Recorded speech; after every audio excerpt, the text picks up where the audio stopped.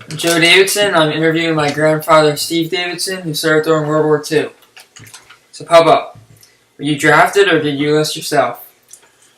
I enlisted in World War II in the Coast Guard. The Coast Guard? Why did you join the Coast Guard? I joined the Coast Guard because my friend was turned down the Navy and he wanted me to go with him to the Coast Guard.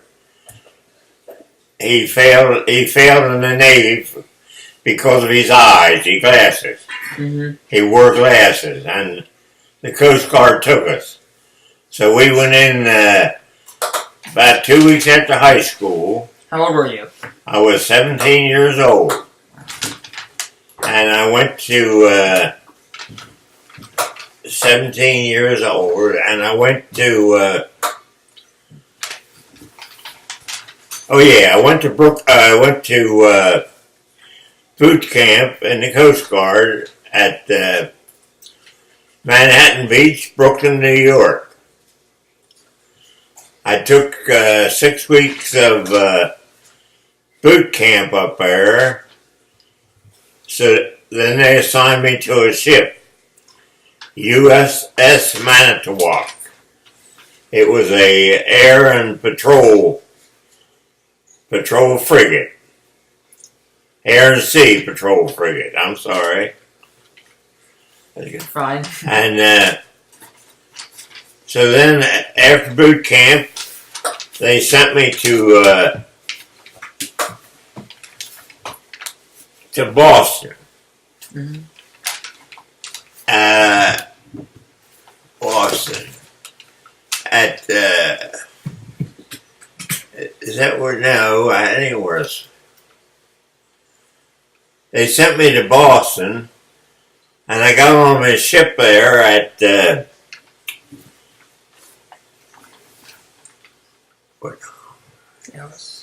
Ellis Island.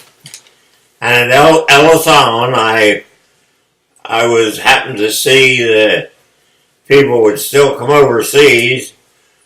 We're still behind wire cages, wire fences, till they, got their visas or something. Mm-hmm. So then I got on we took a cruise, 10-day cruise. As like I said before, was air and sea rescue. We took a 30-day cruise, mm-hmm.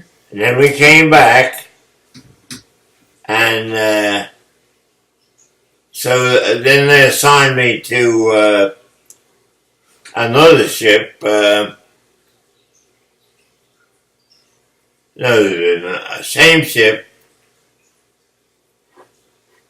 So I guess we took a month or two off. Then we went to, the next cruise we went to, we were headed to Iceland. We stopped at Newfoundland to refuel. So we refueled there. And then we went to, we were headed for, Iceland. Mm-hmm. Headed to Iceland. As we almost got to Iceland, we got word to report back to the States. Report back to the States that they wanted to get rid of the reserves. Because then we enlisted for the duration in 6 months. So I ended up with 10 months and 20 days. What did I leave out there? So what did you do while you're there? What were you doing on the ship? Oh, while I was on the ship, mm-hmm. I worked in the engine room, and that's where they made the fresh water and stuff from the seawater. We had 3 big tanks, and we had three things that did the water. I forget what you call them. 3 things that made the water into drinkable. Mm-hmm. So that's what I did while I was on the ship working in the engine room.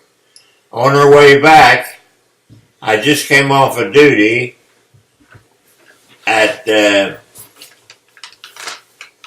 like I was on from 12 o'clock to 4 in the morning. And, okay, I'm going to say 4 in the morning, and so we headed, we got word to head back, and they claimed, they said to me, said there's a lot of big icebergs out there. And I'd like to see them, but I was so tired that I didn't go up top to see them. I slept down in the bulge. Yeah. Am I calling that right? Bulge, beach? Well, bulge. It doesn't matter. So, you keep going? And so we headed back, and we docked in Staten Island instead of Ellis Island, in Staten Island. And then about a week after that, then we got discharged from the Coast Guard. Alright. So how'd you feel when you found the World War II was over? I was happy, and happy for the country, and we were all happy anybody was in the service. Because all the boys were in there. They knew they was going to get out pretty quick, and most of them got discharged later on 45. So when you were in high school and Coast Guard, like you had 3 brothers that were in the Army too. What do they do when they're in the Army? When I left, when I left for the Coast Guard, I was 17. I had 3 brothers. I was the 5th one to leave our home. 3 brothers and an uncle, and I made the 5th one.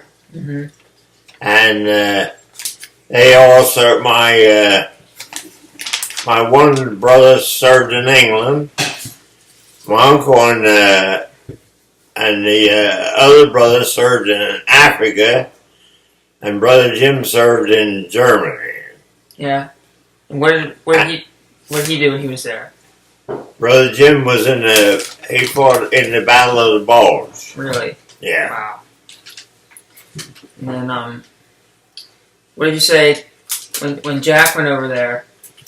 He saw a bunch of Well, yeah. Well, I don't know if he told that to his mother or told him, but he didn't talk much. But he said, Brother Jack on his way over, they were on a convoy, and he seen other ships get hit, and some of the guys flying out of the one boat that got hit and stuff, and I guess that's the reason he was on a convoy, and he could see it from the ship he was on. So. Wow.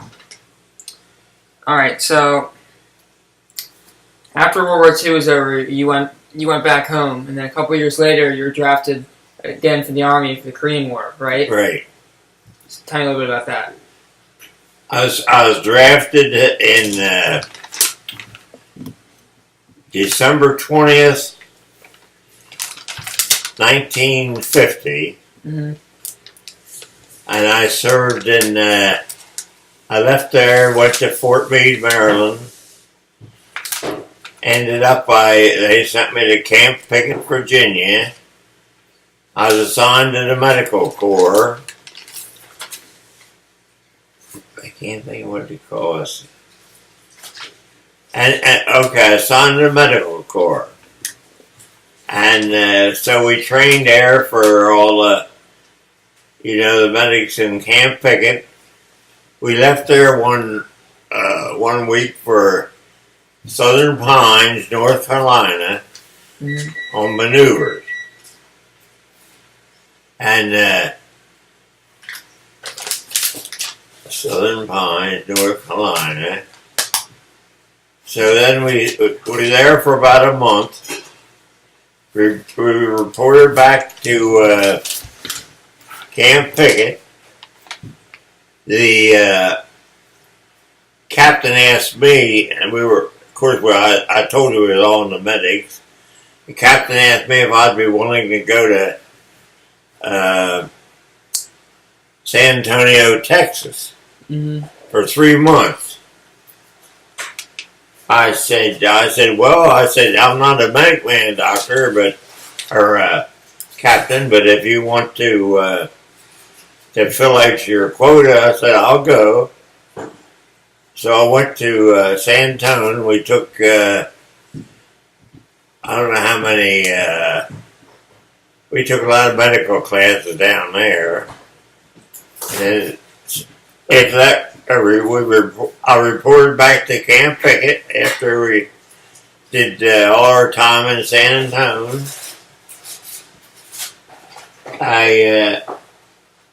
We reported back to Pickett, and they assigned me to the hospital there, us guys. We'd have students in charge of us. I mean, we'd be in charge of students. And so the 1 week, you'd have, I think you had a student for 8 weeks. And you'd go to different things. And so this one time I got assigned to the prison.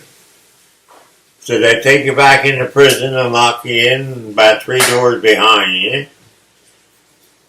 They lock you in.